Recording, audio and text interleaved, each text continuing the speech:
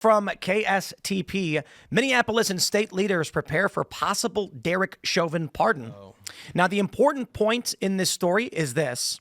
Sources also told KSTP the Minnesota Department of Corrections is ready to pick up Chauvin at a federal penitentiary and bring him back to Oak Parks Heights Prison in Minnesota to serve the remainder of his 22-and-a-half-year sentence. He is currently in a federal prison in Texas. This is Democrats. They sent out a notice to city employees, city workers, and I believe there was some at the state level saying, here's what we're going to do in the event of a pardon of Chauvin. I don't know where that's coming from. Perhaps there is information in the pipeline that Trump is considering it, or it may just be that several months ago, Ben Shapiro called for the pardoning of Derek Chauvin. Somebody then asked Donald Trump, who said, I have no idea what you're talking about. And now it's become a story, even though it's not a story. There's a possibility, I suppose, at least at the state level, there are officials who have had communications indicating it is possible that Donald Trump does pardon Derek Chauvin. I believe he should be pardoned at the state and federal level. I'm not so sure it's going to happen, but if it does, what do you guys think? National riots, or they wouldn't muster it up? Yeah, there's a lot of people that are like, oh, you know, he'll go free, blah, blah, blah. Or it doesn't matter. He won't go free because he's got state charges and he'll be just put into, into custody in Minneapolis. And one of the things that I think people are missing is the left doesn't need him to go free for them to riot, right? Yeah, anytime any quote unquote progress the left believes they've made or anything that rolls back the narrative that they prefer, if that happens, they freak out. You see the way that the left behaves. So anytime they lose any ground, they lose their mind. So it's completely, I think, within the realm of possibility that if Chauvin is, pardoned for the federal charges, that there will be riots, protests, and stuff across the country. And whereas I don't think that it would be as bad as the Summer of Love because people aren't at home, people are actually going to work. I think that because of COVID, that was a unique summer. I do think that this is something that could spark nationwide riots. They need a reason. They need a reason. I don't think there's anything happening in the world today besides Gaza. It's a riot that's in America. So if this happens in America, they have a reason to get out in the streets and get mad because Trump did something wrong. I don't know. Oh, we've been rioting about Maryland dad for the last month. Not rioting, but certainly protests. Yeah. Certainly expressing strong opinions. Chauvin started it all. Chauvin's he was the catalyst. Yeah, maybe. I would push back on that because it started with Ferguson. It started with Michael Brown. That's when riots. Well, that's when the left started to lose their mind. And Trayvon, that was BLM. Was there riots in Trayvon? Yes. Martin? Really? That's what started Black Lives Matter. Jeez. Okay. That was during Obama. That was first term of Obama. And then Obama came out and said, if I had a son, he would look like Trayvon. Yeah, that'd have been, 2010? I think it was it'd been 10. 12. BLM's been going since 10? I think it was 12, actually. Yeah, somewhere in like 2012. So I usually base a lot of my what happened when based on what chick I was dating. I remember the girlfriend I had when that happened, and I was dating her from 07 to 10. It was February 2012. That's how I remember that. Yeah. Okay, maybe I'm off on girlfriend timeline. Hopefully you have a stable girlfriend now, so nothing else is going to happen. Yeah. I do. So I'm 50, so I'm finally happy. Nice. So. Are you well versed in the Chauvin stuff? Not completely. I watch a lot of news, but it's more to background noise. So. A lot of people I've heard from entered this story saying, at first I thought he was guilty, then I thought he should be acquitted. I was talking with Viva Fry, he said that. But I've met a lot of people who say that when you actually watch the trial of Derek Chauvin over George Floyd, you're like, oh, George Floyd died from fentanyl overdose? Why is this guy going to prison? When you first see the first video, I was like, holy what's going on? This whole thing, guy stood on it. And then when you see the extended version, okay, this isn't as bad as I thought it was. This morning, I asked... that right there will create an absolute shit show. Indeed. Oh, yeah. Indeed. Yeah, but... now that I'm putting the name with the story. Okay. Absolutely, that will create an absolute fucking disaster. He should be pardoned on moral and ethical grounds. But yes, people would lose their minds. But moral and ethical grounds of a conservative view, he should be kept in jail for moral and ethical grounds on a liberal view.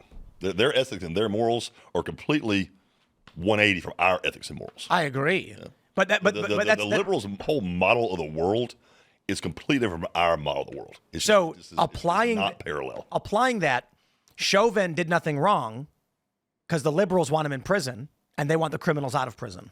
Yeah. And conservatives want Chauvin out of prison and the criminals in prison. So the thing about Chauvin is I was having a conversation with our good friend ChatGPT earlier, and I asked it just simple questions, not loaded questions. I just said, did George Floyd have a lethal amount of fentanyl in his system when he died? And it said, according to the coroner report, he had 11 nanograms per milliliter in his bloodstream when he died. However, the report, the coroner's report, and other reports said that he died of, the neck compression. And then I asked it, what is the typical concentration for a lethal amount of fentanyl? 3 nanograms per milliliter. So he had 400% more. Indeed. And so the other issue at play was that George Floyd was already on the ground when Chauvin arrived. Chauvin arrived late. Yeah. So the cops had already subdued him. They already dealt with him. They already put him on the ground. Chauvin shows up, seeing a crowd. Everyone's going crazy. There's a guy on the ground, and he walks over, and he used a restraint he was trained to use by the MPD. And the only argument is that he should have, at some point, understood that George Floyd became unresponsive and rendered aid. Yeah. Which again, my argument in that whole story is negligence, not murder, not racism, not... It's worth noting that there's a lot of people that are making complaints about the constitutionality of the deportations that we're doing. Derek Chauvin, the judge in the Derek Chauvin case, said that there was no way that Derek Chauvin could get a fair trial. He wasn't going to be able to get a fair trial anywhere in Minnesota. The proper, and this is something that Tim said before on the show, but the proper remedy for that is you don't try him, because you're guaranteed a fair trial with an unbiased jury. And if the results were already in as soon as he was arrested, then you can't try him because you're violating his constitutional rights. All the people that are like, oh, the constitutional rights of the Trinidad gang members and the constitutional rights of all the people that have come here legally. A quick aside, because with obviously the left coming up with a couple weeks ago, Trump even admitted he doesn't know what the support the Constitution. If you're here illegally, do you have constitutional rights? The Constitution, you do. Yeah, you do, but it's limited. Exactly. To a certain point, you have constitutional rights.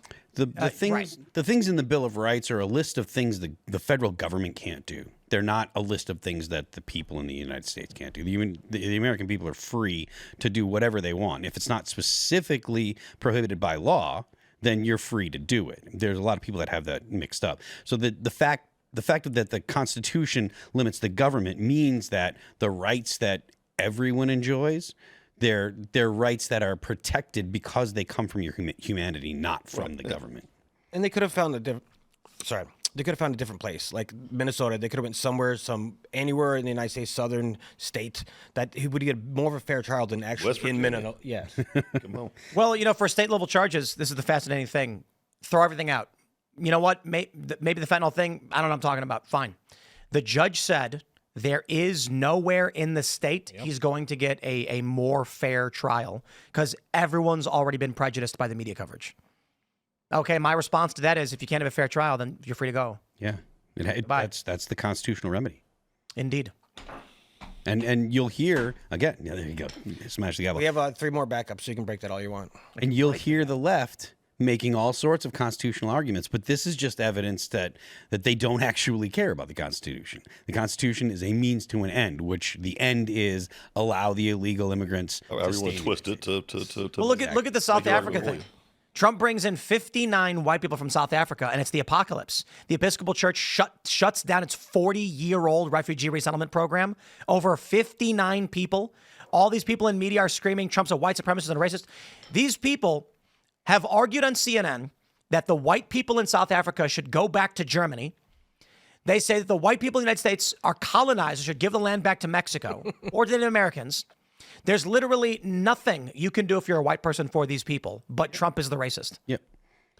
And from what I saw, I got a hell of a reception over in Qatar and over in Saudi Arabia. Yeah. He sure did. He really did. The bigot that he is with the the Muslims, and those folks are pretty dark complected over there. Yeah. He hates brown people, doesn't he? Before Trump was the president, particularly the Republican president, he was loved by everybody. You know, it didn't matter your color, race, creed. They were like, oh yeah, Donald Trump, he's the quintessential American businessman. He's the quintessential successful real estate mogul. That R in front of his name, that changed everything. And he was a Democrat. If it was a D in front of his name, well, you're in this shit. He could do no wrong. He would have been Part Obama. of why they loved him. He was a Democrat until he decided to run for. He was a Democrat through all the '90s and 2000s until he decided to run for president. Then he was like, and the D's, the Dems back in the '80s and '90s, they're not too far off of what the R's are right now. Yeah, not too terribly far off. Well, this is something we talked about multiple times on the show. If you look at the makeup of Trump's cabinet, you got Tulsi Gabbard, used to be. RFK still RFK still he's actually registered as a libertarian, but he comes from a Democrat. He's a translator, by the way. RFK I can't listen to his voice. Have a little note next to him. Type it out. Let this guy say it for him. I can't listen to that voice anymore, man. It is warbly and stuff. I scratch a chalkboard and listen to RFK. That's a toss up, man. I'm not really sure. He had a hearing today. Did you guys see it? I didn't see the hearing, but I did see the Ben and Jerry's guy. Why aren't the Democrats going, thank you, RFK Jr.? Yeah. I don't understand. He's a liberal getting this policy that Trump's putting in place for negotiating down drug costs should have every single Democrat clapping and giving a standing ovation to Trump. This is their policy. Not only that, but they're protesting. They don't get credit for it, though. And if you don't get credit for it, that means you got to give the other guys credit, which means the other guys stay in power and we don't. You know, it's kind of like, all right, so when I was a minor league pitcher, this is this is sort of a long-winded analogy, but it'll make sense in the end. Dear friend of mine, actually, I'm going down next week to the Braves spring training complex to coach in a college wood bat league down there. And a dear friend of mine, Damian Moss, he owns the league. And we were competitors, coming up through the Braves minor league system. So it was a weird thing. We're on the same team. Republicans, Democrats, we're on the same team. We're part of the same country, hopefully moving in the same direction. But if Damian went out and pitched, it's to say, if he wins, he pitches good, our team wins. Awesome. Maybe we'll win a championship. But if he pitches bad, I'm always kind of sitting in the dugout going, 1, 2, 3 inning. Damn it. Oh, I gave up 3 that inning. All right. Because if he pitches bad, then I get to get more credit. If I pitch good, I get to the big leagues first. It's sort of a competition within the overall team dynamic. I think that's sort of the same thing with Dems and conservatives. If Trump does something that they were championing, he's going to get credit, not them. That way, the Republicans are moving farther, faster, ahead, getting more credit, more credibility, and they're just sort of lagging behind with just really not a whole lot to talk about, and no real way to kind of step in and here's how we're opposite from each other. Our policies work better than yours. I feel like the right is we would be happy if Democrats were in charge. Not if they were in charge, but if they did something good and made America better, like that's good. We would appreciate that. We're freaking Americans, but they cannot. They cannot give it back. That's why there are former liberals who voted for Trump. That's why Tulsi Gabbard and RFK Jr. went with Trump, because Trump was like, I'm going to do these things that are good. Will you work with me? And these former Democrats were like, this is my opportunity to do something. I think one of the reasons we see the Democratic Party as psychotic and cultish as it is because the sane, rational Democrats who saw a path towards accomplishing that, finding their solutions, said, okay, Trump, let's work together. I want RFK Jr. is like, I want to ban artificial food dyes. Trump says, I can do that with you. Come work with me. And RFK said, okay. Now the Democrats have no leadership. Isn't the people who wanted solutions said, we'll take it. Isn't Ro kind of trying to do something now to solidify? Yep. Thanks for checking out this clip from Timcast IRL. Make sure to watch the show live Monday through Friday at 8 p.m. Subscribe to this channel, and we will see you all there.